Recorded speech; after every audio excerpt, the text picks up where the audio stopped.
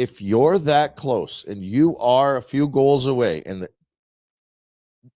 do you owe it to the group, the city, the organization to try and get those goals that might push you into the playoffs? I think if they're in a playoff spot, they'll be looking at. I do too. Especially if it's a deal or a player where you can wrap your head around, well, this is still part of what we're trying to accomplish. Here's another thing, though, and it's great. This is what we do. We get to pick little snippets that we can beat up on. They've got how much money in cap space? 20 million? Plenty. Lots? Lots. Like a real game breaker type of, and they're not using that one way or the other. They're not using that to help them right now. And it's great to say we're going to wait till the trade deadline. It might be too late then, right? Like maybe that's not long enough to bring in one guy that might score to get you over the hump. Maybe that needs to start now. Maybe it needed to. You needed to make that decision in December before Christmas so that you weren't in a tightrope to get in, right? Like, yeah. I just don't know if you had a guy that it's like, oh, well, they'll definitely be better than Vancouver down the stretch now, who's been missing Demko for months and who's missing Hronik for the I'm not saying you are. Then admit it and walk away. This is the challenge. And I think Connie will make that decision, but he's not going to rush to make it. So I just looked at it. But if you don't rush to make it, have you done your team a disservice? Because they can't score goals. They play a great system. They're right there. And you can't huff about they don't score. If he believes deep down that this is a playoff team, then yes, he's blowing it. But if he believes deep down that this is a group playing over their skis and it's not sustainable, then I commend him for not making that deal. So they have 21 games to the trade deadline. 21. It's March 7th. How they perform in the next 21 games entirely dictates their path at the deadline for me. And I don't think that's a huge statement. I think we'd all agree with that. But if you have just a 4-game skid in there, you might look up and be 6 points out, and all of this is very obvious. And on the flip side, if Demko gets hurt again and the Canucks lose 5 in a row, and all of a sudden you're 3 points up on someone out of the wild card, it's like, yeah, okay, of course we could use some seconds and thirds to go get some guys to help here. But so let's play that out. If they finish in a wild card, which is probably, if they're in wild card 1, season ends today, who do they play?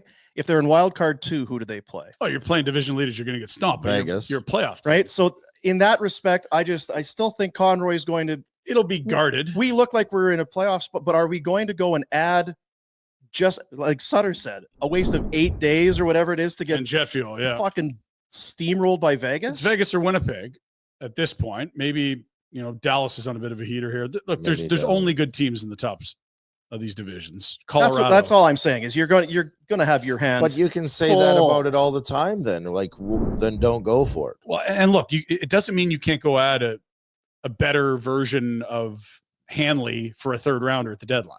I think everyone would be okay. If they're in that spot, that's a really easy move. Oh no, you can't trade that third. He had a 1 in 4 chance of being an NHLer. No, like you can do that. And that would upgrade the roster and give you a better chance against the Winnipegs and Dallases of the world.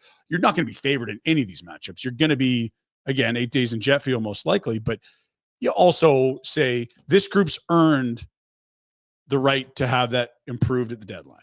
If they're in a playoff spot at the deadline, absolutely you go ahead. I still think that's a low probability outcome, but here we are in January. By points percentage, they're in a playoff spot today. That's wild. So you think it's a low probability that they're in a wild card at the deadline? Yes. Or in the same territory as today?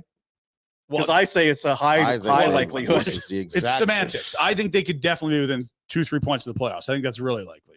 Being in one, I just don't. And that might sound crazy, but I just think. But that's a 2 to 3 point difference. But hang on.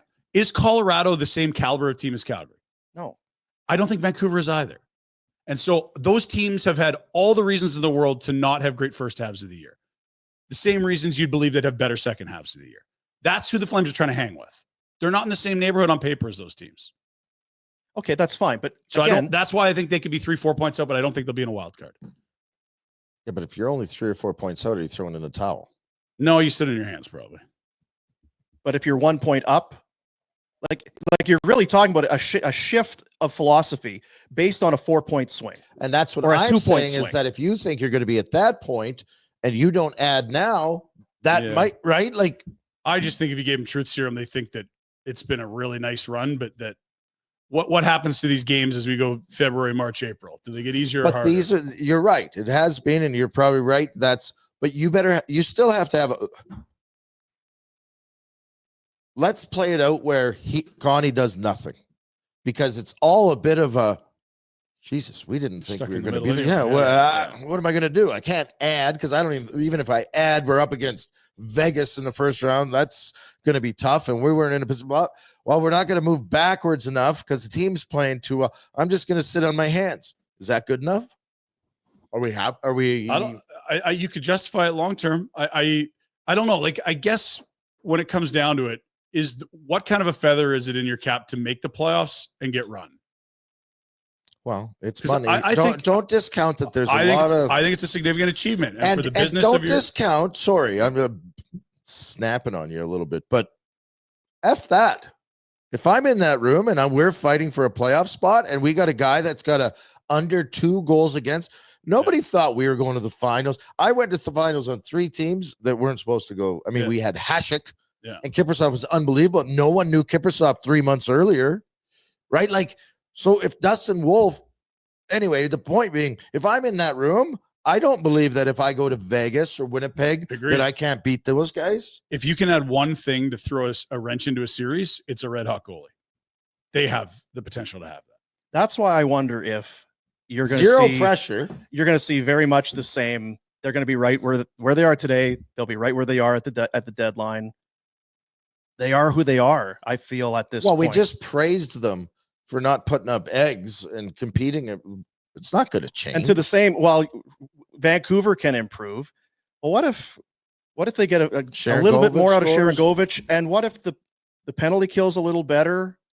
And if Wolf keeps playing well and starts playing more? I think it's very realistic that they could improve some areas of their game. They just don't have the number of areas to improve like these other teams we have talked about have. But it's like not to miss Demko 3 months is way bigger room for improvement than say, the penalty kill might be 10% better. No, you've got the Vancouver thing, and I can't say that you're wrong, but to me, it's less about Vancouver. It's just what they are. They don't play Vancouver every game. No. I'm not asking them to beat Vancouver. I'm just thinking that's the team that you've got to beat in a race to the finish now. But similarly, Vancouver's a long way in to just think that there's going to be a switch to flip.